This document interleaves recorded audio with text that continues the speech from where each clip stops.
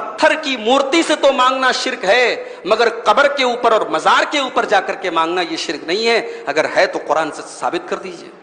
آئیے ہم قرآن سے ثابت کرتے ہیں کہ قبر پرستی بھی شرک ہے۔ یہ سورۃ النحل کی آیت نمبر 20 اور 21 ہے۔ اللہ فرماتا ہے والذین یدعون من دون اللہ لا یخلقون شیئا وهم یخلقون، جو لوگ اللہ کے علاوہ دوسروں کو پکارتے ہیں وہ تو خود پیدا کیے گئے ہیں، وہ کسی چیز کو پیدا نہیں کر سکتے۔ اموات غیر احیاء، وہ تو مردہ ہیں، وہ زندہ نہیں ہیں۔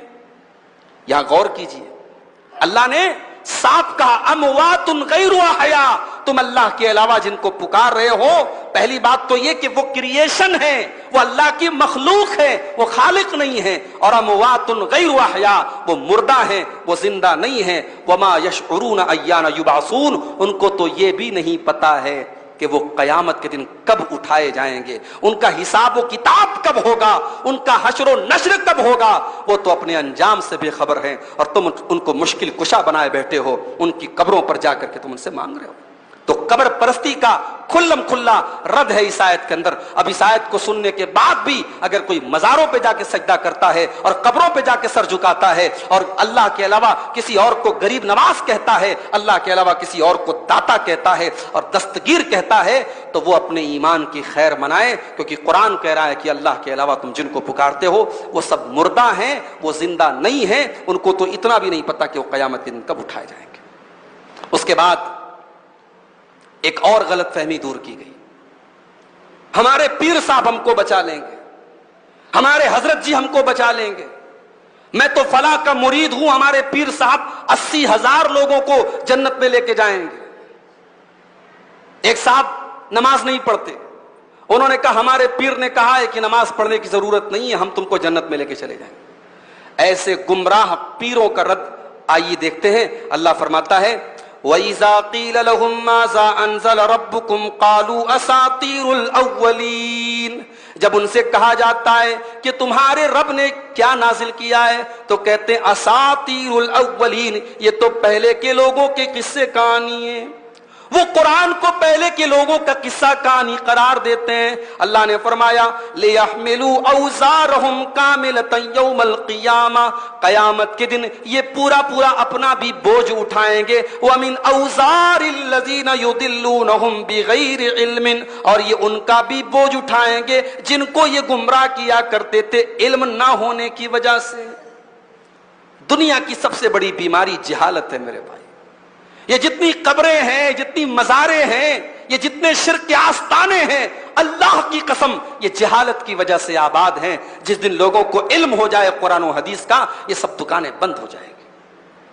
اللہ نے فرمایا یہ گمراہ پیر، یہ دوسروں کو گمراہ کرنے والے پیر، یہ اپنے گناہوں کا بوجھ بھی اٹھائیں گے اور اپنے مریدوں کا بوجھ بھی اٹھائیں گے۔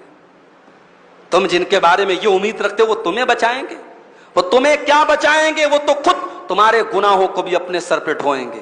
یہاں کوئی یہ نہ سمجھے کہ ہمارے پیر صاحب ہمارا گناہ اٹھا لیں گے، ہم بری ہو جائیں گے۔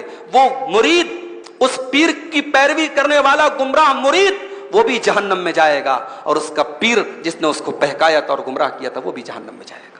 لِيَحْمِلُوا أَوْزَارَهُمْ كَامِلَةً يَوْمَ الْقِيَامَةِ، اللہ نے فرمایا کہ وہ گمراہ پیر قیامت کے دن اپنا بوجھ اٹھائیں گے۔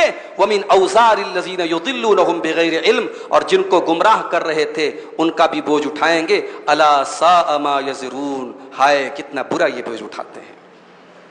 اس کے بعد ایک مسئلہ یہ بتایا گیا کہ جتنے نبی دنیا میں آئے سب انسان تھے، کوئی ایسا نبی دنیا میں نہیں آیا جو انسان نہ ہو۔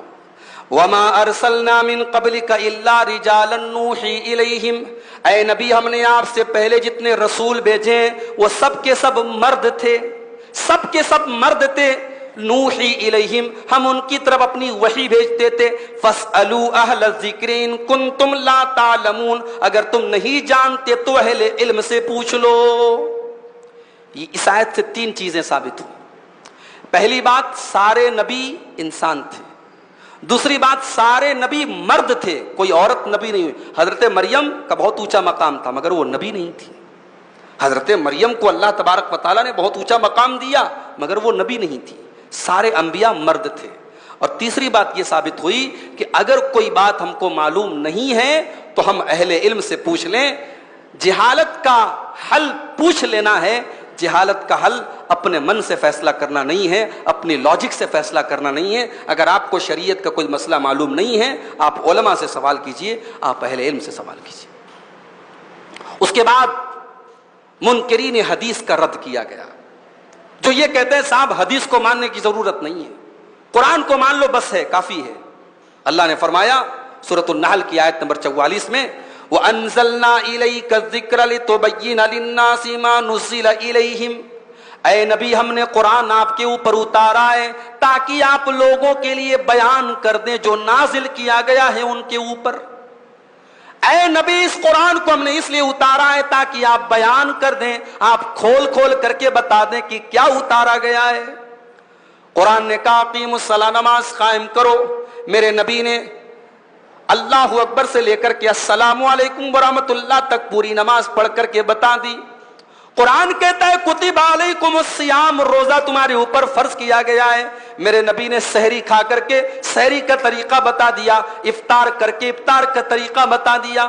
قرآن کہتا ہے وآتوا الزکاۃ, زکات ادا کرو. میرے نبی نے زکات کا سارا نصاب بتا دیا. قرآن کہتا ہے واتموا الحج والعمرۃ للہ, حج کرو عمرہ کرو. میرے نبی نے حج اور عمرہ کر کے طریقہ بتا دیا. لتبین للناس ما نزل الیہم, اے نبی ہم نے یہ قرآن اسی لیے اتارا ہے تاکہ اس قرآن کو آپ کھول کھول کر کے بتا دیں.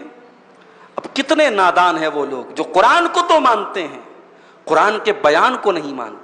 قرآن کو مانتے ہیں, قرآن کی ایکسپلینیشن کو نہیں مانتے. قرآن کو مانتے ہیں, قرآن کی انٹرپریٹیشن کو نہیں مانتے, قرآن کی تشریح کو نہیں مانتے. میرے پیارے ساتھیوں, قرآن بغیر سنت کے قرآن کو سمجھا ہی نہیں جا سکتا ہے.